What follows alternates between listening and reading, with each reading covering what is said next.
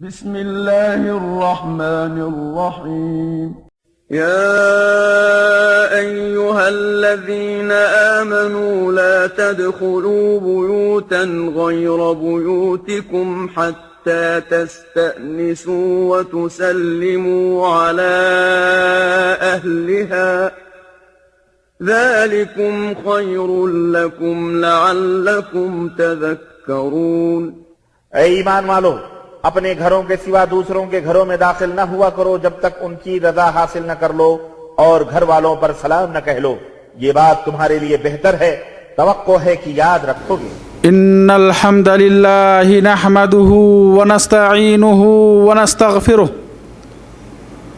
ونعوذ بالله من شرور انفسنا ومن سيئات اعمالنا، من يهده الله فلا مضل له ومن يضلله فلا هادي له، واشهد ان لا اله الا الله وحده لا شريك له، واشهد ان محمدا عبده ورسوله، اما بعد فان خير الحديث كتاب الله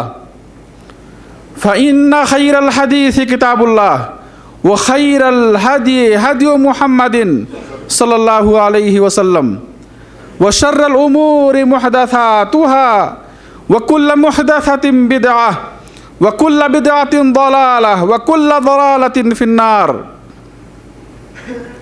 يا أيها الذين آمنوا اتقوا الله وقولوا قولا سديدا يصلح لكم أعمالكم ويغفر لكم ذنوبكم، ومن يطع الله ورسوله فقد فاز فوزا عظيما۔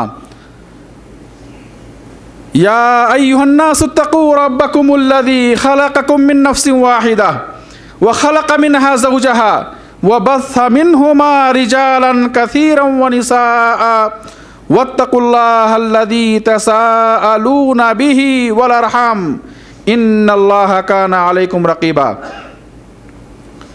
وقال سبحانه وتعالى: والله جعل لكم من بيوتكم سكنا۔ وقال النبي صلى الله عليه وسلم: مثل البيت الذي لا يذكر الله فيه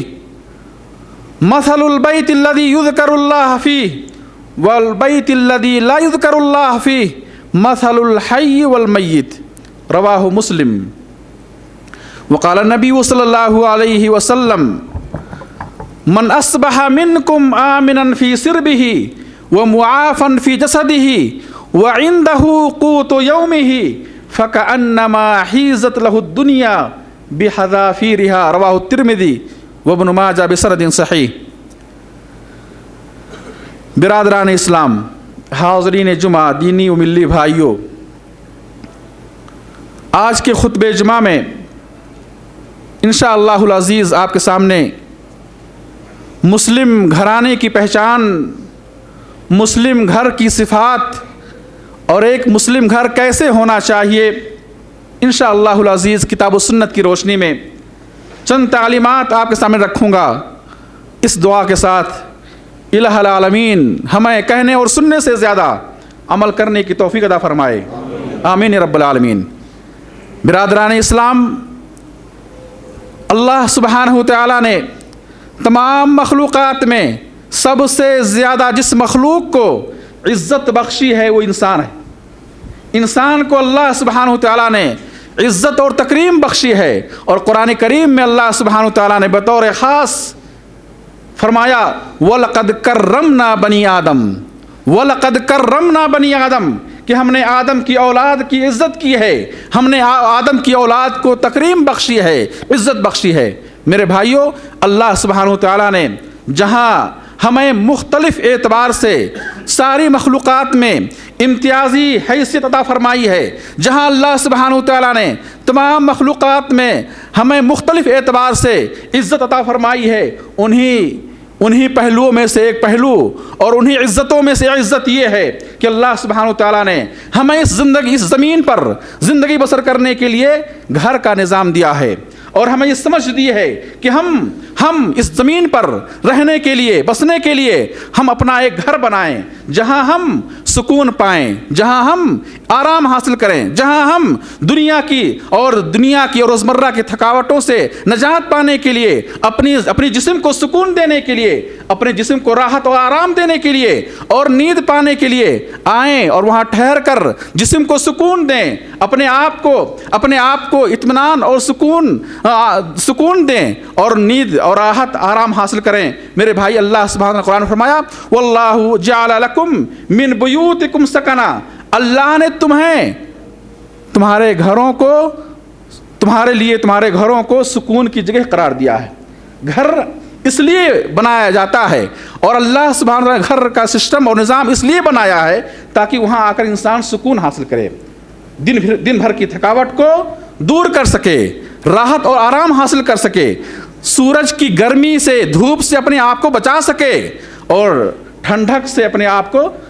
ٹھنڈی کی ٹھنڈک سے اپنے آپ کو محفوظ رکھ سکے. اللہ سبحانہ تعالیٰ نے ہمیں اپنی عزتوں کی حفاظت کے لیے, اپنے پردہ پوشی کے لیے اور ہمیں عزت کے ساتھ اور باعزت بچوں کے ساتھ رہنے کے لیے اور ہمیں اللہ سبحانہ تعالیٰ نے ایک بہترین نسل کی تربیت کے لیے گھر کا نظام دیا ہے تاکہ گھر کے اندر رہ کر ہم اپنے بچوں کی تربیت کر سکیں, گھر کے اندر رہ کر ہم باعزت اپنے بیوی بچوں کے ساتھ رہ سکیں, گھر کے اندر رہ کر ہم دین کے لیے تیاری کر سکیں, گھر کے اندر رہ کر اپنے جسم کی تھکاوٹ کو دور کر سکیں. اللہ سبحانہ تعالیٰ نے ہمیں اس لیے گھر کا نظام دیا ہے. واللہ جعل لکم من بیوتکم سکنا, اللہ نے تمہارے گھر کو سکون کی جگہ قرار دیا ہے. وہ گھر جس میں سکون نہ ہو, وہ گھر جس میں راحت اور آرام نہ ہو, وہ گھر جس میں نیند نہ آئے, میرے بھائی اس گھر کا کوئی مقصد نہیں ہے. آج میں بتلاؤں گا کہ ہم اس نعمت کی قدر کیسے کریں. جب ہمیں معلوم ہو گیا کہ گھر اللہ کی ایک نعمت ہے اور اللہ نے قرآن کے اندر گھر کو بطور نعمت بیان کیا ہے, واللہ جعل لکم من بیوتکم سکنا, اللہ نے تمہیں سکون دینے کے لیے تمہیں گھر عطا فرمائے ہیں, تو معلوم یہ ہوا کہ گھر اللہ کی ایک نعمت ہے, گھر اللہ کی ایک نعمت ہے. اس نعمت کی قدر کیسے کریں, اس نعمت کا شکر ہم کیسے, اس نعمت پر اللہ کا شکر کیسے ادا کریں. میرے بھائی, گھر اللہ کی کتنی عظیم نعمت ہے. آئیں اس حدیث سے اندازہ لگائیں. آپ فرماتے ہیں من اصبح منکم آمنا فی سربہ, من اصبح منکم آمنا فی سربہ, جو شخص تم میں سے صبح کرے اپنے گھر میں امن و سکون کی حالت میں, اپنے گھر میں امن و سکون کی حالت میں صبح کرے, ومعافا فی جسدہ, صحت و عافیت کے ساتھ صبح کرے, وعندہ قوت یومہ, اور اس کے پاس اس دن کی خوراک موجود ہو, فَكَأَنَّمَا حِيزَتْ لَهُ الدُّنْيَا بِحَذَافِيرِهَا, گویا کہ اس کے پاس دنیا کی ساری نعمتیں سمٹ کر آ گئی ہیں. دنیا کی نعمتوں کا خلاصہ یہی ہے, امن و سکون والا گھر, صحت و عافیت اور غذا اور خوراک, زندگی گزارنے کے لیے غذا اور خوراک, یہی دنیا کی نعمتوں کا خلاصہ ہے, دنیا کی نعمتوں کا خلاصہ ہے. فرماتے ہیں آپ کہ جو شخص تم میں سے صبح کرے اپنے گھر میں امن و سکون کی حالت میں اور صحت و عافیت کی حالت میں, اور اس کے پاس اس دن کی خوراک موجود ہو, گویا کہ دنیا کی ساری نعمتیں اس کے پاس سمٹ کر آ گئیں. یہ حدیث سنن ترمذی اور سنن ابن ماجہ کے اندر موجود. اس حدیث سے ہمیں گھر کی اہمیت معلوم ہوتی ہے. گھر یہ دنیا کی عظیم نعمتوں میں سے ایک عظیم نعمت, دنیا کی نعمتوں میں سے ایک عظیم نعمت. میرے بھائی, یہ گھر یہ وہ جگہ ہے, بلکہ ہماری زندگی کا یہ پہلا مدرسہ ہے جہاں پر ہم تربیت پاتے ہیں, جہاں پر ہم دین سیکھتے ہیں, جس گھر سے بہترین مائیں نکلتی ہیں, بہترین بیویاں نکلتی ہیں, اور اس طرح سے بہترین معلمات اور داعیات و مربیات نکلتی ہیں. اس گھر سے بہترین علماء, دعات, قائدین نکلتے ہیں. یہ گھر یہ انسانی زندگی کا پہلا مدرسہ ہے, یہ گھر ہماری زندگی کا پہلا مدرسہ ہے. ہمیں اس نعمت کی قدر کرنی چاہیے اور اس نعمت پر اللہ کا شکر ادا کرنا چاہیے. میرے بھائی, قرآن و حدیث کے اندر گھر سے متعلق بہت سارے آداب اور تعلیمات دیے گئے ہیں جو انشاءاللہ میں آپ کے سامنے بیان کرنے کی کوشش کروں گا. حدیث سے آپ فرماتے ہیں مثل البیت الذی لا یذکر اللہ فیہ والبیت الذی یذکر اللہ فیہ مثل الحی والمیت. آپ نے دو گھروں کو بیان کیا. ایک وہ گھر جس گھر میں اللہ کا ذکر ہوتا ہو, اللہ کا نام لیا جاتا ہو, اللہ کی تعریف کی جاتی ہو, اللہ کی تسبیح بیان کی جاتی ہو, اللہ کی عبادت کی جاتی ہو, وہ گھر, اس گھر کی مثال اور وہ گھر جہاں اللہ کو یاد نہیں کیا جاتا, جہاں جس مکین میں رہنے والے, جس گھر میں رہنے والے اللہ کے ذکر سے غافل ہیں, اللہ کی یاد سے غافل ہیں, اللہ کی اطاعت و عبادت سے غافل ہیں, اللہ کو یاد نہیں کرتے, اللہ کی تعریف نہیں کرتے, اللہ کی بڑائی بیان نہیں کرتے, اس گھر کی مثال فرماتے ہیں مثل الحی والمیت, جیسے زندے اور مردے میں فرق ہے, جیسے زندے اور مردے میں فرق ہے, ایسے ان دو گھروں میں فرق ہے. جس ایک گھر میں اللہ کا ذکر ہوتا ہے اور دوسرے گھر میں اللہ کا ذکر نہیں ہوتا ہے. تو اللہ کے نبی صلی اللہ علیہ وسلم نے اس حدیث کے اندر اس گھر کو مردہ قرار دیا جس گھر میں اللہ کا ذکر نہیں ہوتا, جس گھر میں اللہ کا ذکر نہیں ہوتا, اللہ کی تعریف نہیں ہوتی, جس میں توبہ استغفار نہیں کیا جاتا, جہاں عبادت نہیں کی جاتی, ایسے گھر کو آپ نے کہا یہ مردے کی طرح ہے. اور جہاں اللہ کا ذکر ہوتا ہے, جہاں اللہ کا نام لیا جاتا ہے, جہاں اٹھتے بیٹھتے سوتے جاگتے اللہ کو یاد کیا جاتا ہے, آپ نے کہا ایسے گھر کی مثال زندہ شخص کی طرح ہے, ایسے گھر کی مثال زندہ شخص کی طرح ہے. میرے بھائی, اللہ کے نبی صلی اللہ علیہ وسلم نے مختلف اعتبار سے ہمیں گھر میں ذکر الہی کا حکم دیا. مثلاً حدیث سے آپ فرماتے ہیں کہ جب تم سے کوئی شخص مسجد میں گھر میں داخل ہوتا ہے, اللہ کا نام لے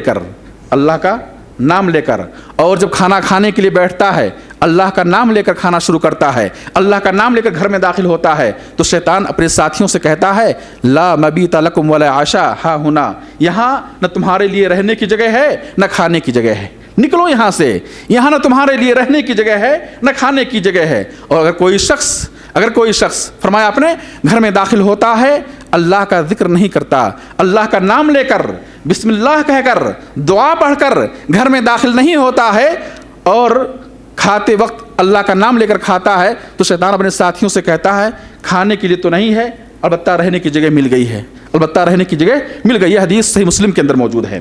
تو اس حدیث سے معلوم یہ ہوا کہ مسلم گھر کے آداب میں سے ایک ادب یہ ہے, مسلم گھر کی نشانیوں اور صفات اور خوبیوں میں سے ایک نشانی یہ ہے کہ مسلم بندہ جب اپنے گھر میں داخل ہو تو اللہ کا نام لے کر داخل ہو. اور اس کا فائدہ یہ ہے کہ جس گھر میں بندہ اللہ کا نام لے کر داخل ہوتا ہے, بسم اللہ ولجنا و بسم اللہ خرجنا وعلی اللہ توکلنا اللہم انی اسألک خیر المولج و خیر المخرج, یا کم از کم بسم اللہ پڑھ کر داخل ہوتا ہے, ایسے گھر سے شیطان نکل جاتا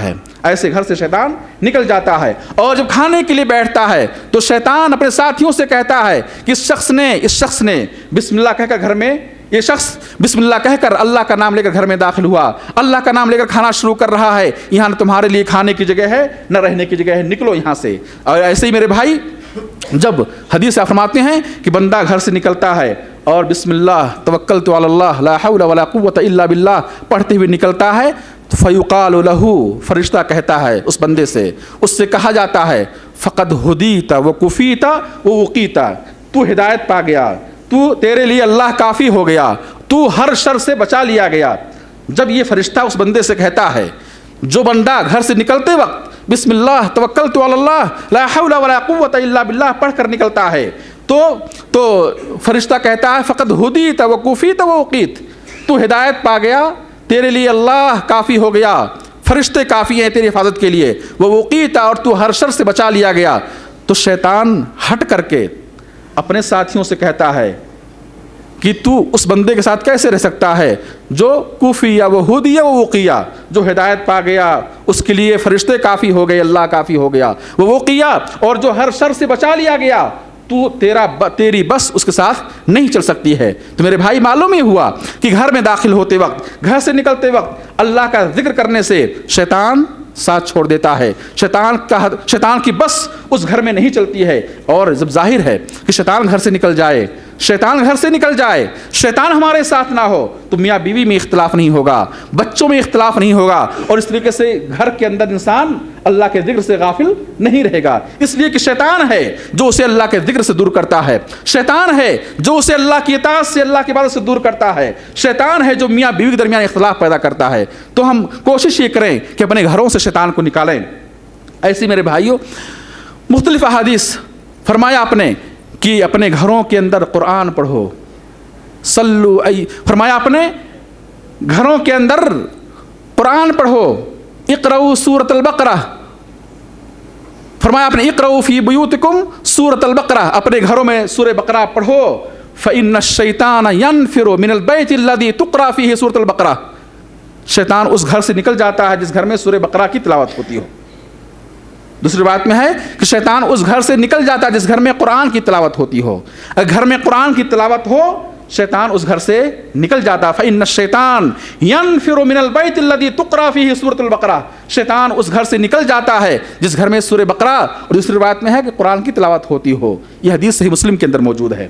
تو میرے بھائی، اگر ہم چاہتے ہیں کہ اپنے گھروں کو شیطان سے محفوظ رکھیں، شیطانی اعمال سے محفوظ رکھیں، شیطانی وسوسوں سے محفوظ رکھیں، تو ضروری ہے کہ اپنے گھروں کو اللہ کے ذکر سے یاد کریں۔ قرآن کی تلاوت کرنا اللہ کا ذکر ہے، دعائیں پڑھنا صبح و شام اللہ کا ذکر ہے۔ اور ایسی میرے بھائیوں، آپ نے فرمایا ایھا الناس صلوا فی بیوتکم، ایھا الناس صلوا فی بیوتکم فإن افضل الصلاۃ صلاۃ المرء فی بیتہ الا المکتوبہ، رواہ البخاری۔ فرمایا آپ نے ایھا الناس، اے لوگو، صلوا فی بیوتکم، اپنے گھروں میں نماز پڑھا کرو، اپنے گھروں میں نماز پڑھا کرو، فإن افضل الصلاۃ صلاۃ المرء فی بیتہ، سب سے بہترین نماز وہ نماز ہے جو انسان اپنے گھر میں پڑھے، جو انسان اپنے گھر میں پڑھے، الا المکتوبہ، سوائے فرض نماز کے، سوائے فرض نماز کے۔ فرض نماز کے علاوہ دیگر نماز، چاہے وہ سنت ہوں، چاہے وہ نوافل ہوں، چاہے وہ تہجد ہوں، یا جو بھی نماز ہو، فرض نماز کے علاوہ بقیہ ساری نمازیں یہ اپنے گھر میں پڑھنا سب سے افضل اور بہتر ہے۔ فرمایا آپ نے فإن افضل الصلاۃ صلاۃ المرء فی بیتہ، سب سے بہترین نماز وہ نماز ہے جو انسان اپنے گھر میں ادا کرے۔ اور اللہ کے نبی صلی اللہ علیہ وسلم کی سنت تھی کہ آپ نماز کی سنتیں، 5 وقتہ نماز کی سنتیں اپنے گھر میں پڑھا کرتے تھے۔ فرض سے پہلے کی سنت، فرض کے بعد کی سنتیں، تہجد کی نماز آپ کا معمول تھا کہ آپ اپنے گھر کے اندر پڑھا کرتے تھے۔ فرمایا آپ نے سب سے بہترین نماز انسان کی وہ نماز ہے جو وہ اپنے گھر میں ادا کرتا ہے سوائے فرض نماز کے۔ فرض نماز مسجد میں پڑھنا افضل اور بہتر ہے۔ تو فرمایا آپ نے لا تجعلوا بیوتکم قبورا وجعلوا من صلاتکم فی بیوتکم ولا تجعلوها قبورا۔ فرمایا آپ نے صحیح مسلم کی حدیث، اجعلوا من صلاتکم فی بیوتکم، اپنی نماز کا کچھ حصہ اپنے گھر میں رکھو، اپنی نمازوں کا کچھ حصہ اپنے گھر کے لیے رکھو، کچھ نمازیں گھر میں پڑھا کرو۔ ولا تجعلوها قبورا، اپنے گھر کو قبرستان نہ بناؤ، اپنے گھر کو قبرستان نہ بناؤ۔ جس طرح قبرستان میں نماز پڑھنے سے منع کیا ہے، منع ہے، قبر کے پاس نماز پڑھنے سے منع کیا گیا ہے، اپنے گھر کو قبرستان نہ بناؤ، وہاں نمازیں پڑھا کرو، وہاں نمازیں پڑھا کرو، اپنے گھروں کو نماز سے آباد رکھو۔ ایسے ہی فرمایا آپ نے اپنے گھروں کو قبرستان نہ بناؤ، گھروں میں قرآن کی تلاوت کیا کرو۔ جس طرح قبرستان میں قبر کے پاس نماز قرآن پڑھنے سے منع کیا گیا ہے، اپنے گھر کو قبرستان کی طرح نہ بناؤ کہ وہاں قرآن نہ پڑھو۔ میرے بھائی، قبر کے پاس یہاں ضمن بات آ جاتی ہے، قبر کے پاس نماز پڑھنے سے قرآن پڑھنے سے اسلام نے منع کیا ہے، اور واضح حدیث موجود اس تعلق سے۔ قبر کے پاس اسلام نے قرآن پڑھنے اور نماز پڑھنے سے منع کیا ہے، چاہے وہ قرآن سورہ فاتحہ ہو، اور سورہ فاتحہ ام القرآن ہے، چاہے وہ قرآن سورہ اخلاص، سورہ فلق، سورہ ناس یا چاروں قل ہوں، چاہے وہ قرآن سورہ یاسین ہو، قبر کے پاس قرآن پڑھنے سے اسلام نے منع کیا ہے۔ فرمایا آپ نے لا تجعلوا بیوتکم مقابر، اپنے گھر کو قبرستان نہ بناؤ، فإن الشیطان ینفر من البیت الذی تقرأ فیہ سورۃ البقرہ، شیطان اس گھر سے نکل جاتا ہے جس گھر میں سورہ بقرہ کی تلاوت ہوتی ہو، دوسری روایت میں ہے قرآن کی تلاوت ہوتی ہو۔ تو اپنے گھروں کو قبرستان نہ بناؤ، بلکہ گھروں میں قرآن پڑھا کرو، گھروں میں نماز پڑھا کرو۔ اس سے معلوم یہ ہوا کہ قبرستان میں قرآن پڑھنا اور نماز پڑھنا کیا ہے؟ جائز اور درست نہیں ہے۔ یہ اور کوئی یہ نہ کہے کہ قرآن اور نماز پڑھنے میں کیا حرج ہے، نہیں میرے بھائی، بہت ساری چیزیں اسلام نے بہت ساری چیزوں سے منع کیا ہے، بظاہر ہماری سوچ کے مطابق اس کے کرنے میں کوئی حرج نہیں ہے، اسے کرنے میں کوئی حرج نہیں ہے۔ عرفہ کے دن روزہ رکھنے سے منع کیا گیا، عید کے دن روزہ رکھنے سے منع کیا گیا، جمعہ کے دن خاص کر کے جمعہ کے دن روزہ رکھنے سے منع کیا گیا کہ جمعہ کے دن کو روزے کے لیے خاص نہ کرو۔ کوئی یہ نہ کہے کہ میں ہر جمعہ کو روزہ رکھوں گا، یہ منع ہے۔ تو بظاہر تو ذہن یہ کہتا ہے، عقل یہ کہتی ہے، رائے یہ کہتی ہے کہ نہیں اس میں کوئی حرج کی بات نہیں، روزہ رکھنے میں کیا حرج ہے، جمعہ کا دن مبارک دن ہے، عرفہ کا دن مبارک دن ہے، یوم النحر مبارک کا دن ہے، قربانی کا دن مبارک دن ہے، اس دن میں روزہ رکھیں تو کیا حرج کی بات ہے۔ لیکن نہیں میرے بھائیو، اسلام نے جن کاموں سے روکا ہے ان سے رک جانا، جن کاموں کے کرنے کا ہمیں حکم دیا ہے ان کاموں کو کرنا، یہی دین ہے، یہی دین ہے۔ تو میں عرض یہ کر رہا تھا کہ اپنے گھروں کو، حدیث ہے، اپنے گھروں کو قبرستان نہ بناؤ بلکہ گھروں میں قرآن پڑھا کرو، گھروں میں نماز پڑھا کرو۔ اس سے معلوم ہی ہوا کہ قبرستان میں قرآن اور نماز پڑھنا جائز اور درست نہیں ہے۔ جس طرح اسلام نے قبرستان میں قرآن نماز پڑھنے سے روکا ہے، تم ایسے اپنے گھر کو قبرستان نہ بناؤ بلکہ یہاں قرآن اور نماز پڑھا کرو، قرآن اور نماز پڑھا کرو۔ میرے بھائی، اسی طریقے سے گھر کے آداب میں سے ایک ادب یہ ہے کہ اپنے گھروں کو ان تمام چیزوں سے پاک رکھیں جو شریعت کے خلاف ہوں۔ گھر میں ایسی چیزیں داخل نہ کریں جن چیزوں سے اسلام نے روکا ہو، میں اس کی مثال دیتا ہوں۔ حدیث آپ فرماتے ہیں لا تدخل الملائکۃ بیتا فیہ صورۃ ولا کلب، فرشتے اس گھر میں داخل نہیں ہوتے ہیں جس گھر میں تصویر ہو اور کتا ہو۔ یہ حدیث صحیح بخاری صحیح مسلم کے اندر موجود ہے۔ لا تدخل الملائکہ بیتا فیہ صورۃ ولا کلب، اس گھر میں فرشتے داخل نہیں ہوتے ہیں جس گھر میں تصویر لٹکائی ہوئی ہو یا ایک وہاں کتا ہو، فرشتے، رحمت کے فرشتے داخل نہیں ہوتے ہیں۔ بلکہ ایک دوسری حدیث، اللہ کے نبی صلی اللہ علیہ وسلم کا گھر جو دنیا کے سارے گھروں میں سب سے افضل، مبارک، محبوب گھر، اس سے مبارک گھر کوئی گھر نہیں۔ ایک مرتبہ جبرائیل علیہ السلام آپ کے پاس تشریف لائے اور دروازے پر رک گئے، گھر میں داخل نہیں ہوئے۔ آپ نے انہوں نے دعوت دی آنے کی، کہا کہ نہیں، تمہارے چارپائی کے نیچے کتا موجود ہے۔ چنانچہ آپ اٹھے، کتے کو باہر بھگایا، نکالا، اور پھر جبرائیل علیہ السلام داخل ہوئے اور کہا لا تدخل الملائکۃ بیتا فیہ صورۃ ولا کلب، جس گھر میں تصویر لٹکی ہوئی ہو اور کتا موجود ہو، اس گھر میں فرشتے، اللہ کے جو فرشتے ہوتے ہیں، رحمت و برکت کے جو فرشتے ہوتے ہیں، وہ داخل نہیں ہوتے ہیں۔ تو آج اپنے اعزاء و اقارب کی تصویریں گھروں میں رکھنا اور بڑے بڑے لیڈران اور قائدین اور سیاسی جماعتوں کے لیڈران کی تصویریں گھر میں رکھنا، یہ باعث فخر سمجھتے ہیں۔ ان تصویروں کو اپنے گھروں میں خاص جگہوں پر رکھتے ہیں، لٹکاتے ہیں، اور یہ جائز اور درست نہیں ہے۔ یاد رکھیں، رحمت کے فرشتے داخل نہیں ہوں گے۔ آج مغربی تہذیب سے متاثر ہو کر یہود و نصارہ کی مشابہت اختیار کرتے ہوئے کتوں کی پرورش اور کتوں کو اپنے گھروں میں پالنا اور انہیں اپنے دسترخوان پہ کھانا کھلانا اور اپنے بستروں پر ان کے ساتھ بیٹھنا، ان کے سر پر اور ان کی پیٹھ پر ہاتھ پھیرنا، یہ ایک فیشن بن چکا ہے۔ یاد رکھو، لا تدخل الملائکۃ بیتا فیہ صورۃ ولا کلب، جس گھر میں تصویر ہو اور کتے ہوں، اس گھر میں فرشتے داخل نہیں ہوتے ہیں۔ ظاہر ہے جب فرشتے وہاں داخل نہ ہوں گے، رحمتیں نہیں آئیں گی، اللہ کی برکتیں نہیں آئیں گی، وہاں شیطان کا ڈیرا ہوگا، اور جہاں شیطان ہوں گے وہاں میرے بھائی اختلافات ہوں گے، وہاں امن و سکون نہ ہوگا، وہاں راحت اور چین نہ ہوگی۔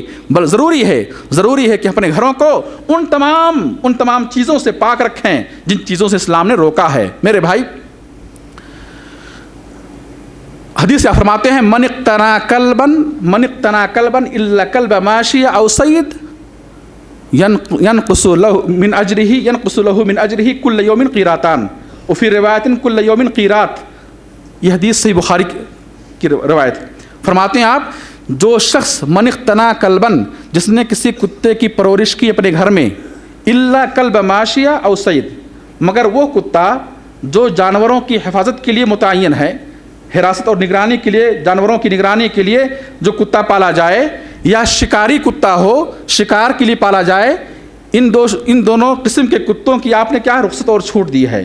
یہ انسانی ضرورت کے تحت اگر کوئی شخص اپنے جانوروں کی حفاظت کے لیے کتا پال رہا ہے یا ایک شکاری کتا پال رہا ہے تو اس کا پالنا کیا ہے؟ جائز ہے۔ اس کے علاوہ فیشن کے طور پر یا ایک یوں ہی اگر کوئی شخص اپنے گھر میں کتا پالے، فرمایا آپ نے ينقص له من اجره كل يوم قيراطان وفي روایت كل يوم قيراط، اور یہ حدیث صحیح بخاری کے اندر موجود ہے. فرمایا آپ نے کہ وہ شخص جو بلا ضرورت بلا حاجت کتا پالتا ہے، ایسے شخص کے اجر میں سے، ایسے شخص کے ثواب میں سے ہر دن 2 قیرات اجر کم کر دیا جائے گا. ينقص له من اجره كل يوم قيراتان، اس کے اجر میں سے ہر دن 2 قیرات، اور ایک روایت میں ہے کہ 1 قیرات کے برابر ثواب کم کر دیا جائے گا.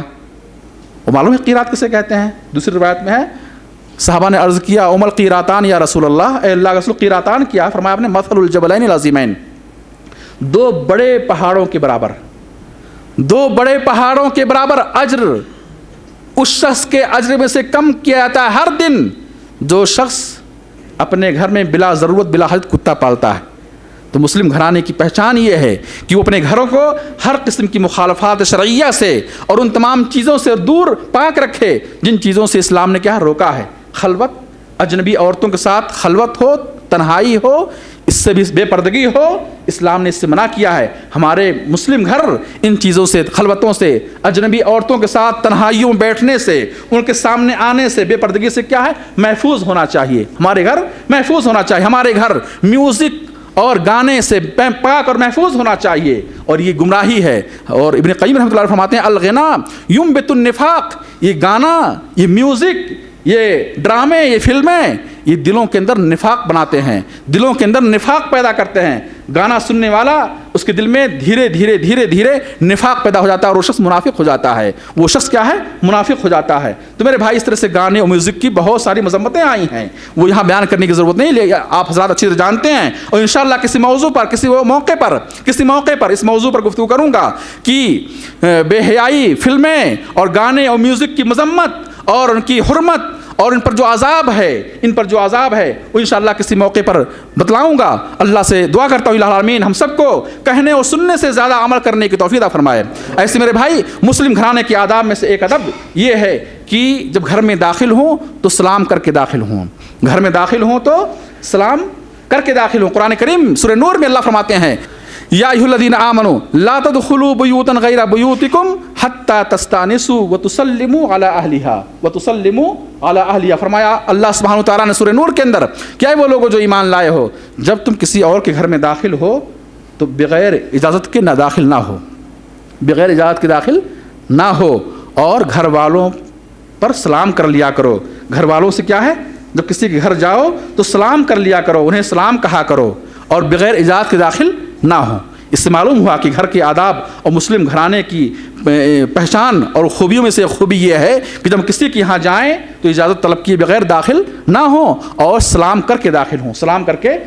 ایسے ہی میرے بھائی جب ہم اپنے گھروں میں داخل ہوں تو وہاں بھی سلام کر لیا کریں. سورہ نور کے اندر اللہ فرماتے ہیں فَإِذَا دَخَلْتُمْ بُيُوتًا فَسَلِّمُوا عَلَىٰ أَنفُسِكُمْ فَإِذَا دَخَلْتُمْ بُيُوتًا فَسَلِّمُوا عَلَىٰ أَنفُسِكُمْ تحیۃ من عند اللہ مبارکۃ طیبۃ.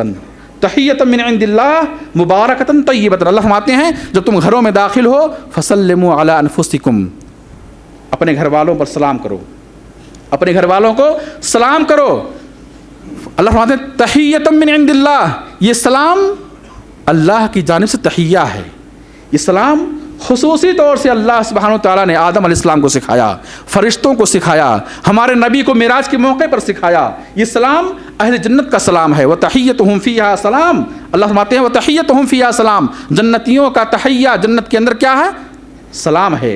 تو اللہ کہتے ہیں تحیۃ من عند اللہ، جب گھر میں داخل ہو گھر والوں فسلموا علی انفسکم، اپنے گھر والوں پر سلام کرو.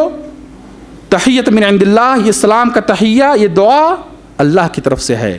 مبارکتاً، یہ سلام برکت لاتا ہے، یہ سلام برکت لاتا ہے تمہارے لیے بھی، سلام کرنے والے کے لیے بھی اور گھر والوں کے لیے. یہ سلام کیا ہے؟ باعث برکت ہے، مبارک باعث برکت. طیبتاً، اور ایک پاکیزہ کلام ہے جسے اللہ چاہتا پسند کرتا ہے. اور ایک دوسری حدیث اللہ کے نبی صلی اللہ علیہ وسلم نے صحابی رسول انس رضی اللہ عنہ کی روایت کہتے ہیں، سنن ترمذی کے اندر یہ حدیث موجود ہے، اللہ کے نبی صلی اللہ علیہ وسلم نے فرمایا اے انس اذا دخلت علی اہلک فسلم، اذا دخلت علی اہلک فسلم یکون برکتا علیک وعلی اہل بیتک. اے انس جب تم گھر میں داخل ہو گھر والوں کے پاس جاؤ گھر میں داخل ہو تو سلام کر لیا کرو. یہ تمہارا سلام کرنا تمہارے لیے بھی باعث برکت ہے, تمہارے گھر والوں کے لیے باعث برکت ہے. تو مسلم گھرانے کی پہچان یہ ہے کہ ہم اپنے گھروں کے اندر سلام کو رائج کریں, سلام کو پھیلائیں. گھر میں داخل ہوں تو السلام علیکم ورحمۃ اللہ, معنی کیا ہے؟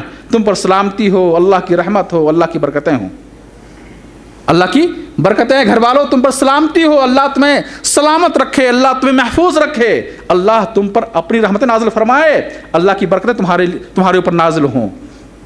تو گھر کے مسلم گھرانے کی نشانیوں میں سے نشانی یہ ہے کہ جب گھر میں داخل ہوں تو سلام کہہ کر داخل ہوں, سلام کہہ کر کے گھر میں داخل ہوں. ایسے میرے بھائیوں, مسلم گھر کی پہچان یہ ہے کہ جو مسلم گھر ہوتا ہے, مسلمان شخص پر یہ واجب ہے کہ وہ اپنے پڑوسیوں کی حفاظت کرے, اپنے پڑوسیوں کا خیال رکھے, اپنے پڑوسیوں کی قدر کرے, ان کی نگہبانی کرے, انہیں کسی بھی قسم کی اذیت اور تکلیف نہ پہنچائے, انہیں کسی بھی قسم کی اذیت اور تکلیف نہ پہنچائے. حدیث سے فرماتے ہیں واللہ لا یؤمن واللہ لا یؤمن واللہ لا یؤمن من لا یأمن جارہ بوائقہ, واللہ وہ شخص مومن نہیں ہو سکتا ہے, واللہ وہ شخص مومن نہیں ہو سکتا ہے. اللہ کے نبی قسم کھا رہے ہیں صلی اللہ علیہ وسلم, اور ایک بار نہیں 3 بار قسم کھا کے کہتے ہیں واللہ وہ شخص مومن نہیں ہو سکتا ہے جس کے پڑوسی اس کے شر اور تکلیف سے محفوظ نہ ہوں, جس کے پڑوسی اس کے شر اور تکلیف سے محفوظ نہ ہوں, وہ شخص ایمان کے درجے تک پہنچ نہیں سکتا ہے, وہ شخص مومن نہیں ہو سکتا ہے.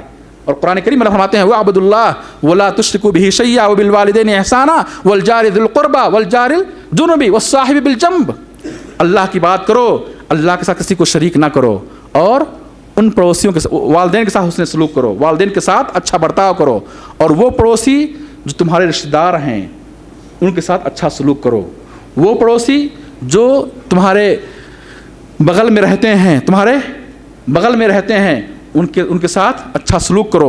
والصاحب بالجنب, اور وہ شخص جو تمہارے پہلو میں رہتا ہے, جو تمہارے بغل میں رہتا ہے, چاہے تمہارا روم پارٹنر کیوں نہ ہو, والصاحب بالجنب, تمہارے بغل کے ساتھی, اس کے ساتھ بھی اچھا سلوک کرو. فرمایا آپ نے ما زال جبریل یوصینی بالجار حتی ظننت انہ سیورثہ, جبرائیل برابر مجھے اللہ کی طرف سے میرے پاس آتے رہے, میرے پاس اللہ کی طرف سے برابر آتے رہے, یہاں تک کہ میں نے یقین کر لیا کہ شاید اب پڑوسی کو پڑوسی کے مال کا وارث بنا دیا جائے گا. تو میرے بھائی, مسلم گھرانے کی پہچان یہ ہے کہ مسلم جو گھر ہوتا ہے وہ اپنے پڑوسیوں کا خیال رکھتا ہے, اپنے پڑوسیوں کی خوشیوں میں شریک ہوتا ہے, اس کی غمی میں شریک ہوتا ہے, اس کی دیکھ بھال کرتا ہے, اس کی حفاظت اور نگرانی کرتا ہے.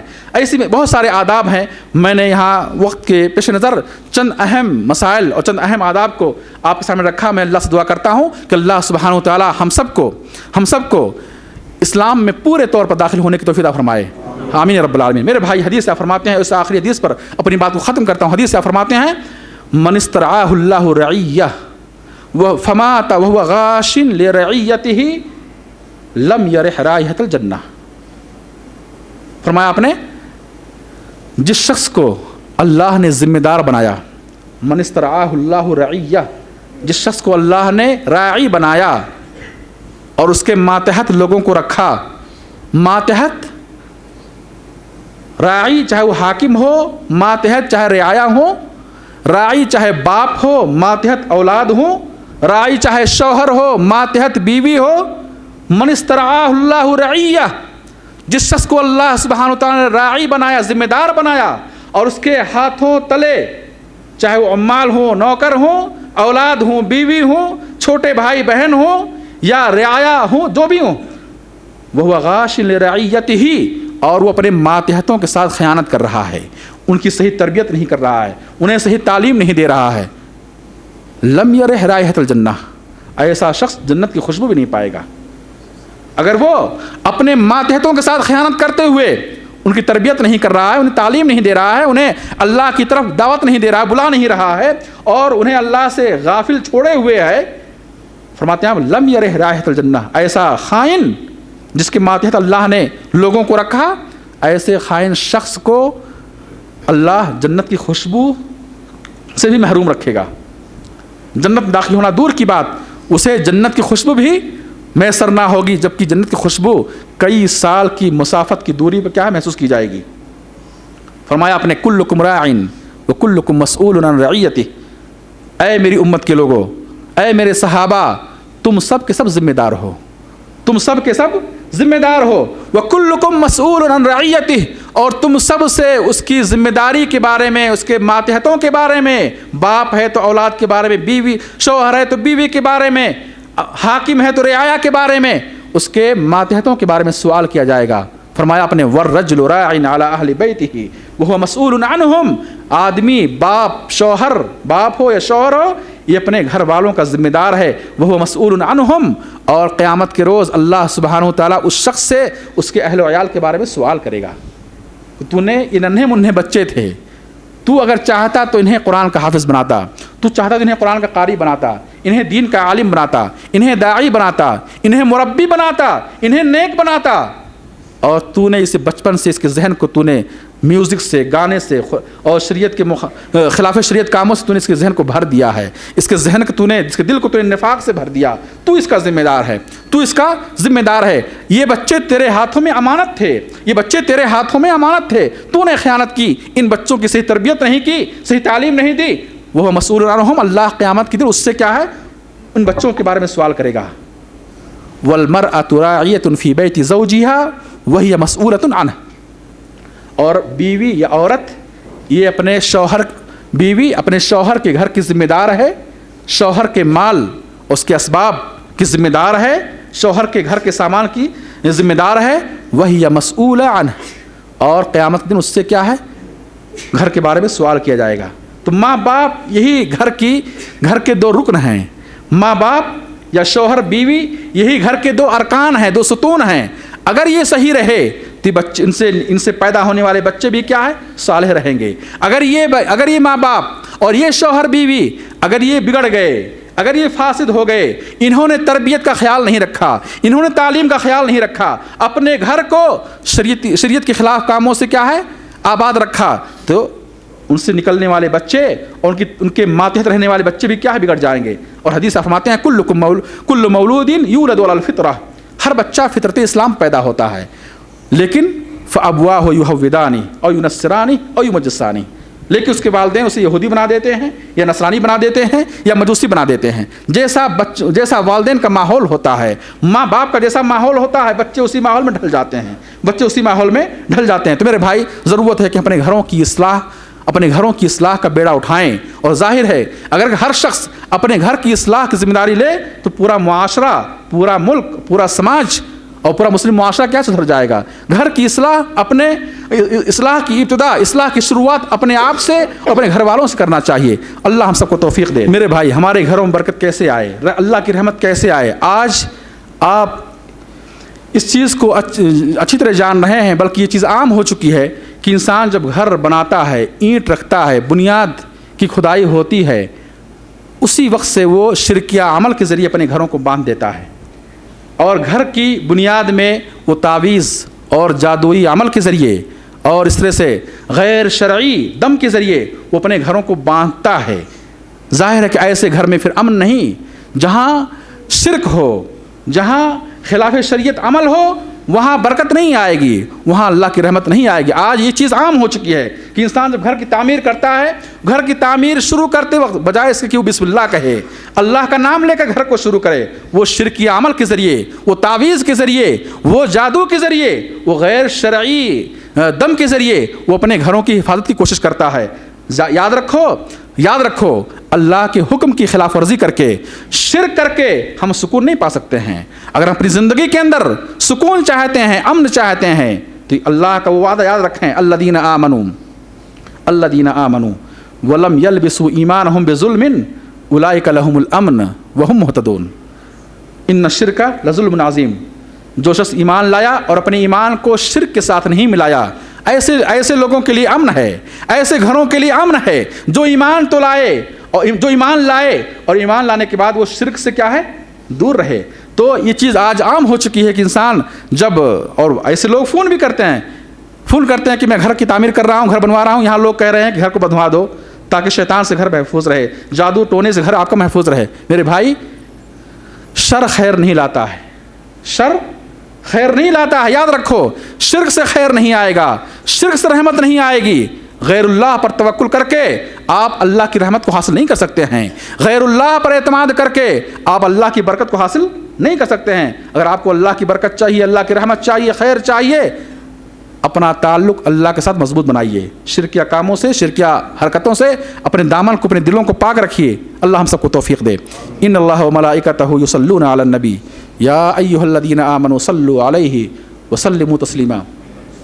اللهم صل على محمد وعلى آل محمد كما صليت على إبراهيم وعلى آل إبراهيم إنك حميد مجيد. اللهم بارك على محمد وعلى آل محمد كما باركت على إبراهيم وعلى آل إبراهيم إنك حميد مجيد. إن الله يأمر بالعدل والإحسان وإيتاء ذي القربى وينهى عن الفحشاء والمنكر والبغي يعظكم لعلكم تذكرون. فاذكروا الله يذكركم وادعوه يستجب لكم إنه تعالى جواد كريم ملك بر رؤوف رحيم.